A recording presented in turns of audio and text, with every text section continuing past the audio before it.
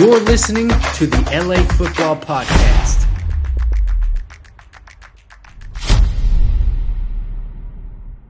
And welcome back, Los Angeles, to the LA Football Show.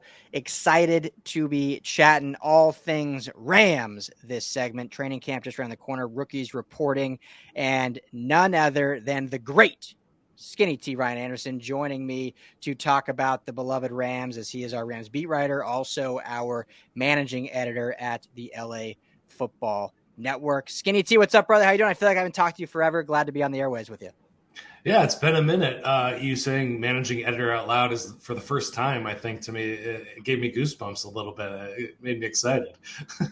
It's probably a little insulting because you've basically been managing editor for like over a year. And I think you're right. The first time officially, we always just say that our Rams beat writer, but in reality, you run the show basically for the last 12 or more months. So hats off to you. You run the show here at the LA Football Network. And I think, as you'll see, if you're listening on radio, Ryan will be sticking around for our Chargers talk as well, because now he kind of embodies all four teams we cover. But his expertise is still our, I guess I can't say defending anymore, but pre-defending Super Bowl champs, Los Angeles Rams. But the last time we did a show, Skinny T, was we were together in person talking about the schedule release. And so now here we are. Finally, we're like a week from the season kind of beginning with training camp. Pretty crazy. Comes full circle. Yeah, it's starting to feel like football season again. It feels like it just ended a couple of weeks ago, and now we're back in it, and we love that, right? Yeah, so many people talk about like, oh, it's such a long off season, or I mean, it's really like 4 weeks. That's really all it is. It's like after OTAs at the end of May. Well, I guess you have like almost 2 months, like pretty much all of June and a quarter to half of July. So you have like a month and a half of nothing. That's about it. It's probably like the shortest off season. Yeah, definitely. They've done a great job of scheduling that out. You know, I was trying to remember when we were in Indianapolis, and I can't even remember when that was for. It was all the way for back the in March. Combine. Yeah, it feels weird. I couldn't place it in my head, but yeah. It feels weird too, because thinking of wearing a jacket, and here we are in LA, and it's like 105 degrees. Like I can't remember what a jacket feels like already.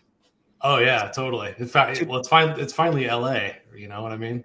Yeah, I guess. Us Angelinos, we just always complain, right? Remember, like a month ago, it was, wow, why is it still so rainy? It should be summer. And now, of course, like I miss the rain. It's too hot. I love the heat. I love the sunshine. Do you? Oh, we've talked about this. Yeah. Yeah. So I can't get enough of it. I mean, once it gets up over at like 96 degrees, 98 degrees, then I start to just sweat just sitting around my house, you know, and that's too much. But yeah, I dig it. So, you know, I embrace when it's chilly. And I love it when it's hot. I mean, you're a good guy. You're just not a complainer, so I respect it. But basically, you're saying when it hits Nick Lachey temperatures at 98 degrees, that's where you kind of draw the line. Nice call. Okay, had to get that in there. Show, as always, brought to you by our friends at BetOnline. Head to betonline.ag today. Use our promo code BELIEVE. That's BLEAV. Gets you a 50% welcome bonus on your first deposit. Everything from baseball to, upcoming football futures, college football futures. You can bet on your Trojans, Bruins, and obviously Chargers and your Los Angeles Rams. Tell them the guys at the LA Football Network. That's BELIEVE is the promo code, betonline.ag. All right, Ryan. So before we kind of dive into this, I just want to ask you off the bat a very broad question.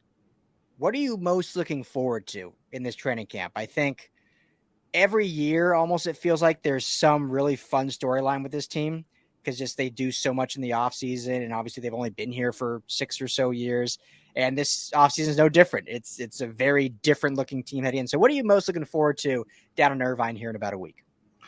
I am just excited to get a sense of what this team is going to be look like. Usually when we're heading into it, we have a really good idea at who's going to be the starters and who's going to be getting a lot of the playing time.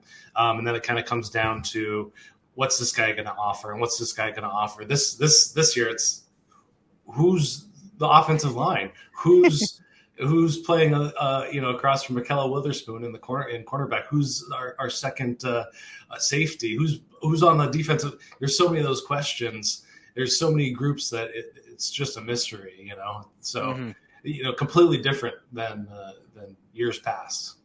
Yeah, exactly. I think when you look at, the 2016 season, Rams just came back to LA, so that was obviously a storyline. Plus, they had the first pick with Jared Goff, and so there was so much excitement around the team being here. They had this new shiny quarterback drafted first overall.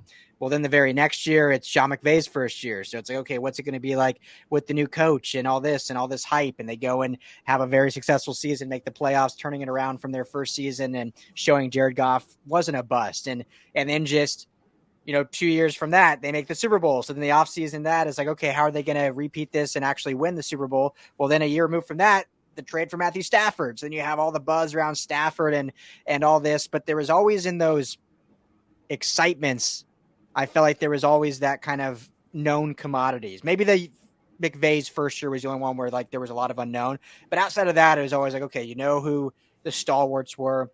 You brought in high-profile guys like the years they brought in Jalen Ramsey and they brought in others. So you kind of had some expectations, I should say.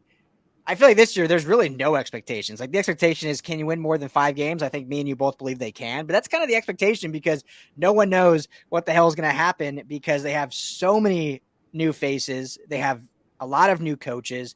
They have, 39 rookies on this roster right now, 33 or 39. I always forget the number, but something insane like that. As you mentioned, the offensive line is, outside of Rob Havenstein, it's like, who's really going to be the other 4 starters? It's kind of all up in the air. Maybe Brian Allen is the only one that's somewhat, penciled in at least at a starting position. Who's going to be RB1? I mean, is Cam Akers going to win the job back? Are we going to see Kyron Williams finally in the fold? They brought back Sony Michel, Zach Evans. There's a lot of excitement. Who's going to be wide receiver 2 alongside Cooper Kupp? I know Van Jefferson's the commodity, but is he? So there's so much to be excited about in the sense that there's so much unknown. So I completely agree with you, and I can't wait to watch it unfold down in Irvine. Give me, before we kind of go in positions, but what's like 3 players, and we didn't prep any of this, so I feel bad. I'm kind of putting you on the spot here, but your team. I got you. Just give me 3 players that you're kind of most excited to see out there, whether it be for the first time ever or kind of on a rebound from last season. Yeah, I think Steve Avila is a name that pops up there. Where is he going to earn himself a starting role? You mentioned Brian Allen as being penciled in as the center. I think maybe Steve Avila might be the shoe-in for that spot. We'll see what center. Okay. Yeah, he's kind of he's that's a different take. I like that. Yeah, he played some center in college, so that's an option. And I think they're going to get a little bit bigger at the line, and I think he's their biggest interior lineman anyway. Yeah. Sure. Yeah, I'm curious. I don't want to lump too many players into this, so I'll just say Kobe Durant. He ended the year going in the right direction. And then the last one's probably Bobby Brown. I wrote about him last week as one of the defensive players to watch.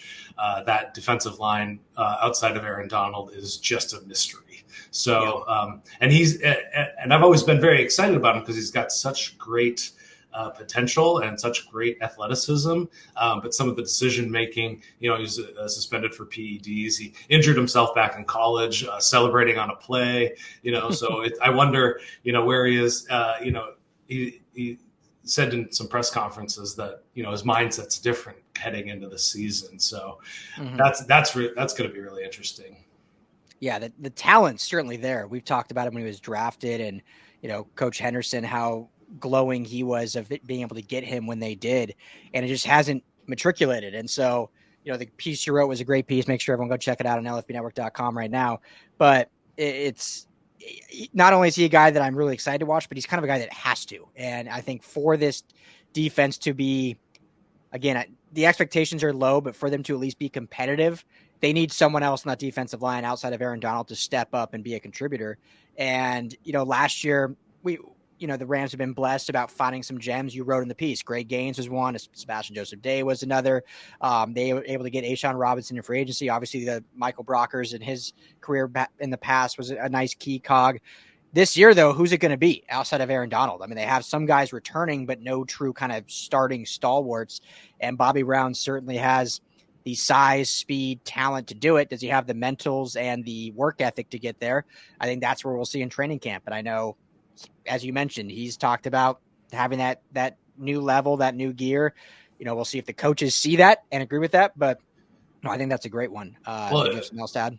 Yeah, the track record also for Henderson, Coach Henderson, is incredible. Mentioning Sebastian Joseph Day and Greg Gaines, bringing them up from late round draft picks into really good role players on their teams. So you got the leg up with Hendo as your coach. Yeah. Well, I think is this year 3 for Bobby Brown, if I'm not mistaken? Yeah. If I believe, was it all? You might know better, but when Sebastian Joseph Day broke out, I feel like it was his 3rd year. And when Greg Gaines broke out, I believe it was his 3rd year, because Greg Gaines, I think, was behind when they had Ndamukong Suh, I believe, or maybe he was behind Sebastian Joseph Day. Then Sebastian Joseph Day went to the Chargers, and that's when something like that. I could be mixing up years, but it was all like they kind of eased into it. Yeah. And so this is Bobby Brown's 3rd year. So now it's kind of that year where it's like, okay, time to now see what we got in this draft, because, these guys take some time. And obviously when you have coaching like Henderson, it takes some time to develop, and then you hopefully reap the benefits later on. So hopefully he'll follow that path. Yeah. That's a good model. Let's hope so. Yeah, let's hope. That's great. So, and they certainly need it. Obviously Kobe Turner, I'm excited to see, but he's a rookie. And I don't think the expectation shouldn't be too high for a late round or a mid round rookie. We talked about him at the draft a lot, Ryan, and I think he has a good pedigree and size. And obviously when you play next to Aaron Donald, it helps. But if he's playing over Bobby Brown, that would be concerning. Like Bobby Brown should be starting this season. Definitely. Yeah. Okay. So my 3, I agree with all those 3, but I'll go different. So we're not saying the same guys. Another guy that you wrote about that I am really keen and excited to see how he's developed and also just coming back from injury is Daniel Hardy. And this team, literally has no pass rushers, or at least of note. Like, they obviously have some on the roster, but they have no, sounds disrespectful, but they have no credible pass rushers on this roster. Not one of them has proven that they can do it in the big leagues. You know what I mean? Yeah. They're one. Go ahead. I'm open to be pleasantly surprised. Yeah. but that's all. That's the only place we are right now with any of them. Nobody's played. They're even enough snaps to know what they're made of. At the moment, they're, I guess you would call it, shoe-in starter, which I don't think he's a shoe-in, but just because he's actually played last year, would be Michael Hoecht. And we all saw how that went. Like, he had some nice flashes pass rushing, but when you asked him to set the edge and go against the run, it wasn't NFL level. So there's so much mystery at that position. Hardy's a guy that, man, just the athletic freak, as you wrote, a little smaller than your traditional edge guy, a little smaller than traditional Rams edge people. You always see the Leonard Floyd type, gangly, long body frame. Even they've drafted that way, and Hardy's definitely of a different ilk. But man, if he can put it together, if he can take that coaching and stay healthy, he's kind of my sleeper to be that. Maybe stars a little extreme word, but a guy that really breaks out and maybe he gets 8 sacks this year and everyone's like, oh, this Daniel Hardy kid, like Montana State, loving what we're seeing out of him. So he would be one for me. Go ahead. Well, and so kind of opposite of the defensive line, the Rams have never proven that they can develop a edge rusher. And they've mixed stuff up in terms of coaching in that way. And just a quick note, it's Hoyt, not just correct your pronunciation. Sorry. I do always say Hoecht because it's spelled like that. It's spelled weird, yeah. Every time I say that, I'm like, I don't think that's right. And so thank you. Michael Hoyt. My apologies, Michael Hoyt. I'm offending your game, and then I'm mispronouncing your name. That's a double bad. But I'm always rooting for everyone. So Daniel Hardy, can't wait to see him. The next guy I am really excited to see. There's so many, I think, this year, but I'll go. It's kind of an obvious one, I feel like, because it's basically make or break. But I really want to see what Tutu Atwell does this year. I think there was some more excitement again, like there is seemingly every year after, OTAs and minicamp. And I don't know if his size has changed at all, but it seemed like teammates were saying he seemed hungrier. He was more focused. He was more understanding the playbook. He was even, shagging balls in special teams, which we haven't really seen just because of his size and fear of injury. And this feels like the year that, hey, if he doesn't make it this year on this Rams team, he won't be a Ram anymore. And maybe another team will give him a shot or he will be out of the league. So I think the intrigue of all that's on the line for him, the intrigue of, is this the worst high-end draft pick ever in the Les Snead era outside of Greg Robinson. And then the intrigue of just rooting for a young kid that has a lot of skill, has the size against him coming from, me and you know what it's like to have the size against you. We're not big frame guys. So obviously rooting for him in that regard. But, this is the year. Doesn't have to be wide receiver 3, but needs to have an impact. And at least like when he's in the game, does stuff for the offense, even when the ball is in his hands, that allows Sean McVay and company to get, back to what they were doing when Sean McVay was having fun calling plays. So I'm really intrigued to see Tutu Atwell this camp as well. And then finally, and I'm going to go back to the offensive line because I want to double down a little bit on what you said because I haven't heard many people say that. And I agree with you. I think it's interesting. But so you think Steve Avila makes more sense at center than guard, in your opinion? I just think that having that size at the middle is going to help them. They're going to try to incorporate the run game in a different way, it seems like this year. They need to. Let's hope that. And they by drafting him, they've kind of signaled that they're going in a different direction with the offensive line. And the league in general is kind of trending this way as lighter fronts, lighter boxes are being more teams are just playing with lighter boxes. And so a way that a team can capitalize on that is the run game. And in the run game, you need, some body movers, and open up the holes in the middle. And love Brian Allen. He's just a smaller frame. Yeah. And I think I think it's more true than ever before that I think all these positions are up for grabs. And the Rams just need one of these draft picks to really hit. And so I think they drafted him high. They need offensive linemen, but it didn't make sense based on their other needs that I think on the other side of the ball. And so I think incorporating him at a really important spot. They've got Logan Bruss. They've got a lot of depth at the guard position. So and they don't have a lot at center. And so that's just kind of leading me that way. I'm not making any predictions, and I'll know more after the next couple of weeks when I'm down in Irvine. So. Totally. We'll see where they line up and whatnot. I mean, it makes sense just based on the size. So would you see it, again, this is all speculation, we're just talking live on the cuff, but would you see it then as it would make sense to you, Avila center, and then Bruss and Coleman Shelton as the two guards next to him? That's kind of what I would like to see. Yeah. I think Coleman Shelton proved himself when healthy. Yeah. And obviously the Rams thought so too, considering he was the only, or maybe the only re-signed player in the entire offseason. So, I mean, he definitely proved himself, even though it was a low deal, but they wanted him back for specific reasons. Absolutely. And I've kind of teased that Noteboom might move inside as well if somebody else is good at that left tackle position. So I don't know. It'll be fun to see what happens with the offensive line, just because it was such a crazy year last year for them. Yeah.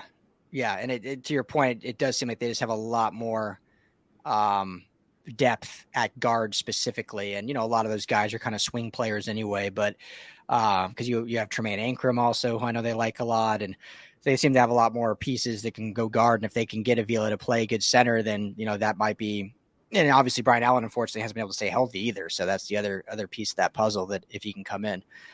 All right, last thing here, because we're up against the clock already. So we got a few minutes left. We're about a week away. Last season, pretty much didn't see Stafford throw the ball hardly at all. What's your expectation this year? You think we see Stafford throw the rock a lot after how bad of a year last year was, the injury that he had, and he just needs to get chemistry with his receivers? So do you expect a different training camp where they're not just doing installs every day for fans, they're actually throwing the rock around? I absolutely think so. I think from all the reports, he's fully healthy. So he should be out there a lot and throwing the ball. And it was rough going even when he was healthy, or if I don't know, the elbow situation was like the Todd Gurley knee situation. There was just no clarity on it ever. I think Stafford's got something to prove this year. So I think right off the bat, they're going to And so does McVay. He wants to have a functioning offense again. So yeah. I think they're going to start trying it out.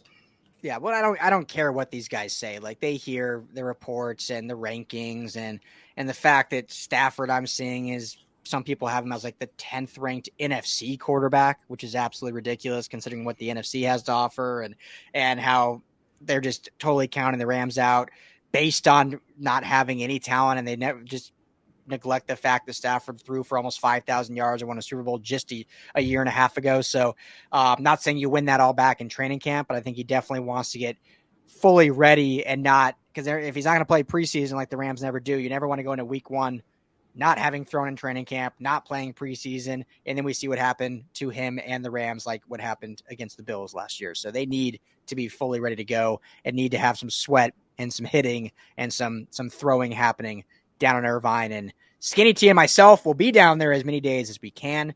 Cannot wait to bring you all the coverage from the University of California, Irvine. And you know where to find all your info. Find Ryan at RL Anderson, LAFB. You can find myself, Ryan Dyrud, LAFB, and everything is at LAFBnetwork.com. If you're on radio, we got to take a quick break. We'll be back at the top or bottom of the hour for some Chargers talk. If you're on podcast, Rams fans, be well. Have a great weekend. We'll talk to you all next week.